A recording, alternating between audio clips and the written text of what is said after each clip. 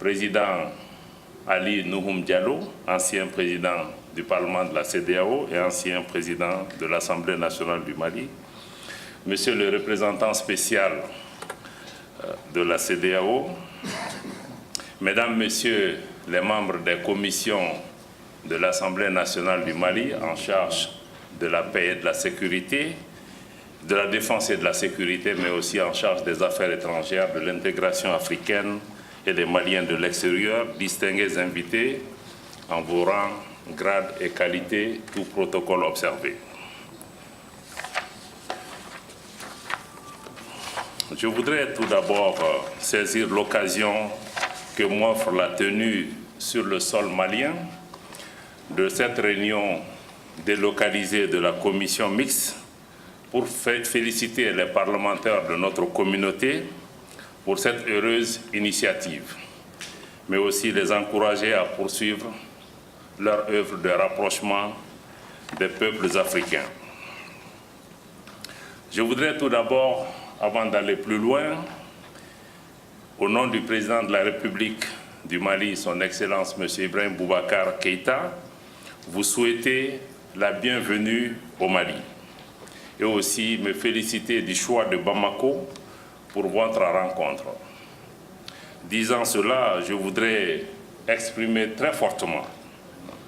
la reconnaissance profonde des autorités et de l'ensemble du peuple malien à l'endroit de la CEDEAO, mais plus particulièrement à l'endroit de ce Parlement, de notre communauté, pour l'appui indéfectible apporté au Mali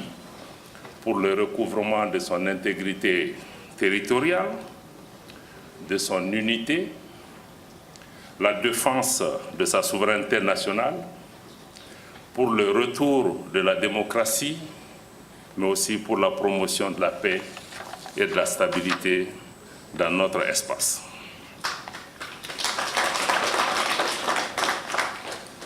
Le choix du thème de votre rencontre Paix et sécurité, défi à la lutte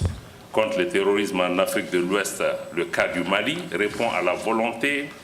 du Parlement ouest-africain d'apporter également sa contribution à la mise en œuvre des politiques et stratégies communautaires, notamment en matière de paix et de sécurité. Cette rencontre offrira très certainement l'opportunité de s'imprégner davantage, si ce n'est le cas, des enjeux liés au terrorisme dans notre espace, afin de mieux articuler la contribution de notre Parlement commun à la mise en œuvre des politiques et stratégies communautaires dans ce domaine. La communauté économique des États de l'Afrique de l'Ouest inscrit, comme nous le savons tous, la paix et la sécurité parmi ses objectifs majeurs et a adopté plusieurs instruments pertinents pour sa mise en œuvre. J'en veux pour preuve le protocole relatif au mécanisme sur la prévention, la gestion, le règlement des conflits, mais également le maintien de la paix et de la sécurité que nous avons adopté à Lomé le 10 décembre 1999, mais également la convention de notre organisation sur les armes légères et de petit calibre, adoptée à Abuja en 2006, mais également le règlement du Conseil de médiation et de sécurité sur la prévention des conflits, et tout récemment également l'acte additionnel portant stratégie de la CEDEAO pour la lutte contre le terrorisme et également son plan de mise en œuvre. Comme le représentant spécial l'a indiqué, en défi des efforts consentis par la CEDEAO, les menaces terroristes grandissantes constituent aujourd'hui un danger qui pèse sur l'ensemble de notre sous-région. Depuis quelques années, nous le savons, le continent africain lui-même est devenu un centre de gravité du terrorisme international, singulièrement dans sa bande sahélo-saharienne. Nous sommes donc tous les pays, tous les États concernés par ce fléau, caractérisé par un ensemble d'actes de violence, d'attentats meurtriers, de prise d'otages et de beaucoup d'actes commis, notamment dans le domaine de la criminalité transnationale organisée. Ces groupes, nous le savons, créent un climat d'insécurité exerce le chantage sur nos gouvernements et nos populations. Ces groupes prennent divers noms qui, en définitive, sont tous liés par le même agenda. Certains se font appeler Al-Qaïda au Maghreb islamique, Boko Haram, État islamique, Moujao, Al-Mourabitoun, mais ils visent tous le même objectif et travaillent tous la main dans la main, et non pour dénominateur commun que la création de la désolation, mais également l'instauration d'un État islamique, appelé par certains califat, qu'ils veulent installer dans notre espace, pas seulement au Mali, mais dans plusieurs États de la région. Ces groupes disposent, nous le savons, de moyens considérables provenant de diverses sources que nous devons également travailler à tarir. Parmi ces sources, je crois qu'une des premières préoccupations, c'est le trafic de drogue dans notre espace. C'est le trafic de drogue qui soutient le terrorisme, c'est le trafic de drogue qui soutient les mouvements armés et d'autres, mais le trafic de drogue est au centre de l'instabilité dans notre espace. Mais aussi, il y a des braquages de banques, il y a des droits qui sont perçus pour la protection d'hommes politiques et de particuliers qui sont fortunés. Il y a l'enlèvement, il y a aussi l'utilisation de ressources minières, comme nous le voyons dans notre espace, en Libye et ailleurs, le blanchiment d'argent, l'exploitation des filières d'immigration clandestine, malheureusement, qui jettent sur le chemin de la mort beaucoup de nos frères et sœurs.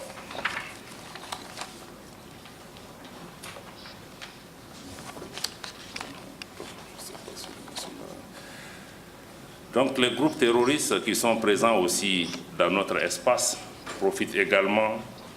de notre situation géographique, c'est-à-dire l'immensité des territoires, d'un territoire faiblement peuplé, avec la porosité des frontières et requérant des moyens considérables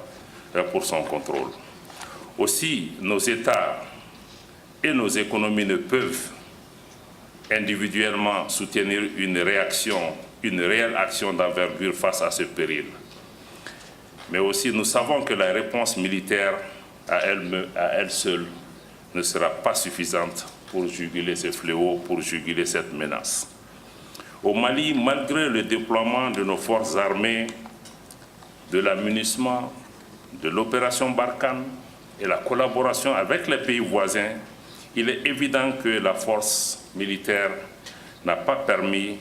encore de prendre en charge efficacement cette lutte parce qu'en réalité, il s'agit d'une guerre asymétrique.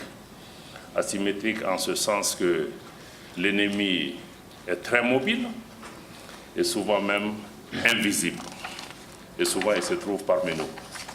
ce qui rend la tâche extrêmement difficile. Je crois que pour vous, parlementaires, il y a un rôle particulier à jouer parce que lutter contre le terrorisme aussi requiert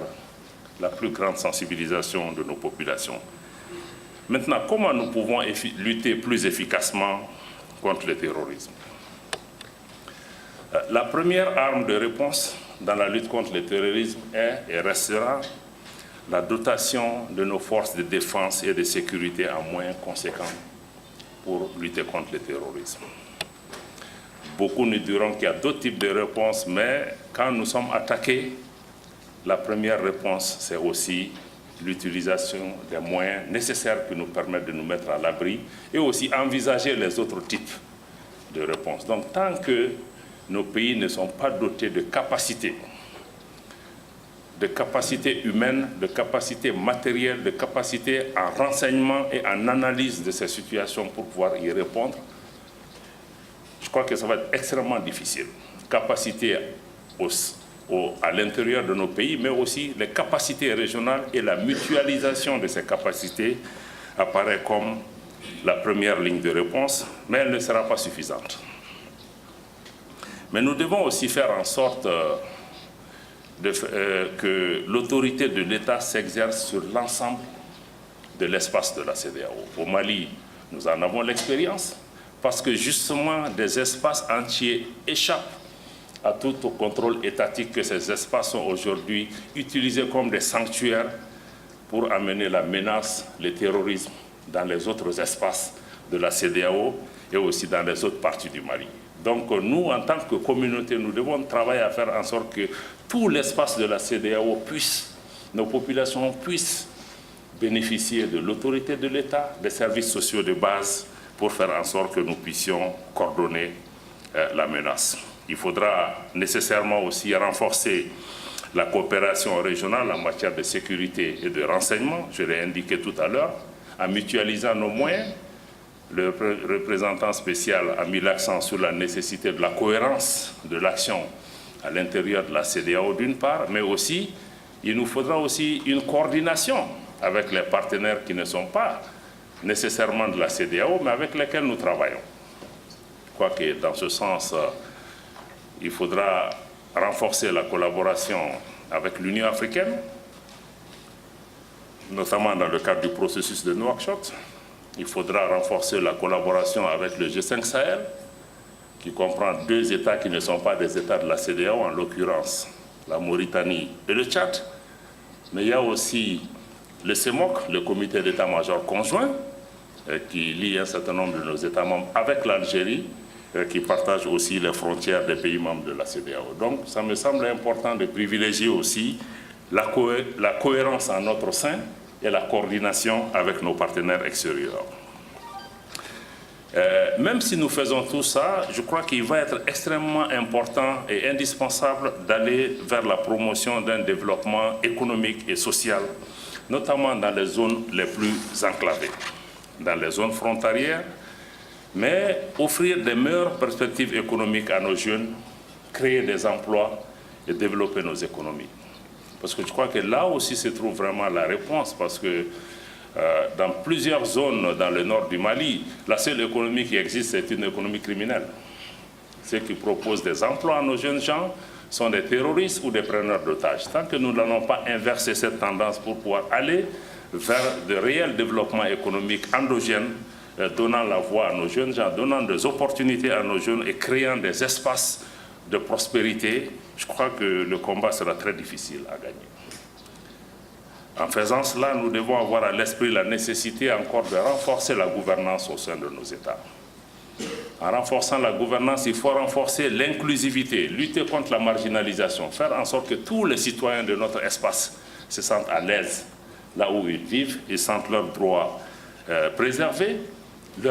qui vivent aussi dans leur diversité au sein de nos États et au sein de notre espace, me semble être un pas important. Au Mali, ici, en luttant contre le terrorisme, nous sommes conscients que la mise en application de l'accord pour la paix et la réconciliation au Mali, je me félicite de la présence dans la salle du haut représentant du président de la République chargé spécialement de cette matière, où je crois que dans le programme, il y a une présentation spécifique qui viendra sur cette question, mais je crois que ça, c'est aussi extrêmement important qu'en luttant contre le terrorisme, faisons en sorte que nous, Maliens, qu'on ne s'entretue pas, que nous, Maliens, on continue à se donner la main, à promouvoir la paix, l'entente entre nous-mêmes pour pouvoir lutter contre les autres. Parce que tant que nous ne faisons pas cet effort de pouvoir travailler ensemble pour isoler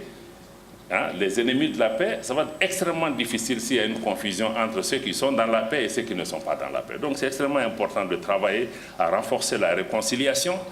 entre nous et à renforcer la cohésion aussi. Je crois que la mise en œuvre de l'accord, qui a connu beaucoup de difficultés, mais également des avancées récentes, mérite d'être renforcée et soutenue. Et je salue l'action de la CEDEAO et du représentant spécial en particulier par rapport à ça.